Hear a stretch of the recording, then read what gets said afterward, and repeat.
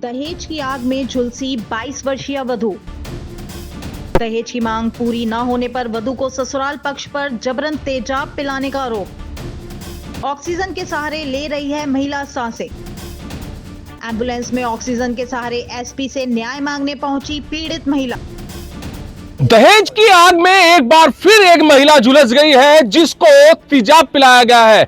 जबरन तेजाब दहेज के चक्कर में पिलाया गया है। जहां पर 2 साल पहले 22 वर्षीय एक महिला की शादी बदरखा में हुई थी, तो वहां पर दहेज के लिए उसको प्रताड़ित किया गया। बार बार उससे कभी 5 लाख तो कभी 2 लाख लगातार मांगे गए और आरोप यही है कि जब उनको परिवार पक्ष पैसा नहीं दे पाया, दहेज नहीं दे पाया, तो जो पीड़ित महिला है, जो इस वक्त ऑक्सीजन के सहारे सांस ले रही है, उसको जबरन तेजाब पिला दिया गया। दिखाइए इधर, ये वही महिला है जिसको ससुराल पक्ष ने जबरन तेजाब पिलाया है। यही आरोप लग रहा है ससुराल पक्ष पर और हालत इतनी गंभीर है कि देख सकते हैं कि ये जो महिला है, 22 वर्षीय महिला है, ये ऑक्सीजन के सहारे सांस ले रही है और जो इसका सांसें चल रही है वो ऑक्सीजन की वजह से ही चल रही है। ये सिलेंडर लग रहे हैं यहाँ पर 2 और ये ऑक्सीजन लगी हुई है महिला के, और इसकी जो हालत है, ये मुंह के द्वारा खाना नहीं खा पा रही है और ये पेट की नली डली हुई है। पेट की नली के सहारे ही कुछ खा पी रही है, लिक्विड के सहारे जी रही है। वहीं पर अब अधिवक्ता है इनके, इनसे जानेंगे मैम किस तरह से दहेज की आग में ये जली है महिला। ये आए दिन परेशान तो करते थे। 2-3 साल हो गए हैं शादी को, 2023 में शादी हुई है और घटना है ये 11/12/2025 की। और इस लड़की को दहेज के लिए इतने सारे प्रताड़ित करते थे इनके ससुराल वाले, नंद, सास, बहनोई और पति, चचिया, ससुर। मारपीट भी करता था, कभी छोचक के नाम पे 5 लाख रुपए, कभी किसी चीज़ के लिए 5 लाख रुपए। लेकिन ये कब तक करती, कहाँ से देती, कहाँ से नहीं देती। उन्होंने सोचा कि इससे तो अच्छे इसको मार दें। और इस लड़की को, ये जो पीड़िता है, ये अब एम्बुलेंस में है, हमारे साथ में आई है। इसकी इतनी हालत खराब है कि मुझे तो लगता नहीं कि ये बच भी जाएगी। हाँ, ये जबरन पिलाया गया है। इनके पति, सास, ससुर, इनकी जो ननंद है, चचा, ससुर, इन लोगों का सभी का हाथ है। जबरन पिलाया गया है। बल्कि आसपास के जो लोग थे, उन्होंने इनके पीहर वालों को फ़ोन किया, इनके माँ बाप को फ़ोन किया कि आप अपनी लड़की को बचा ले। और जो इसके ससुराल वाले हैं, उन्होंने इसको तेजाब पिला दिया है। तभी तुरंत इसके लड़की के घर वाले आए और इस लड़की को हॉस्पिटल में एडमिट कराया।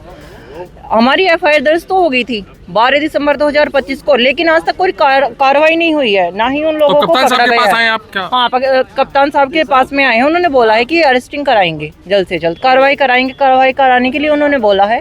देखते हैं क्या होता है, अरेस्टिंग होती है नहीं होती है। भाई भी है इस महिला का, किस तरह से जहर पिलाया गया एसिड इसको? जहर पिला दिया इसे, तेजाब।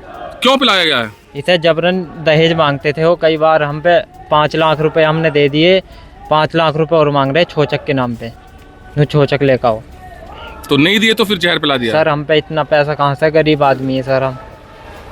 तो गरीब आदमी यहां पर हापुड़ कप्तान कुंवर ज्ञानंजय सिंह के पास पहुंचा है और हालत देखिए, जहां पर इस महिला को होना चाहिए हॉस्पिटल में क्योंकि ऑक्सीजन लग रही है, हालत बहुत ज्यादा नाजुक है, वहीं पर यह महिला खुद आज हापुड़ पुलिस अधीक्षक कार्यालय पर इंसाफ मांगने के लिए आई है। तो किस तरह की ये दहेज की आग है, किस तरह की ये दहेज की प्रथा है, जहां पर आए दिन दहेज की आग में महिलाएं झुलसती रहती हैं। और ये बड़ा मामला हापुड़ के बदरखे का है, जहां पर 11 जनवरी को ये महिला को ये पिलाया गया था एसिड। तो 12 तारीख में मुकदमा दर्ज तो हो गया था, मगर जहां पर 10 साल की कारावास का ये मामला है और बीएनएस के तहत ये पूरा का पूरा केस बनता है, तो वहीं पर अभी तक कोई गिरफ्तारी नहीं हुई है।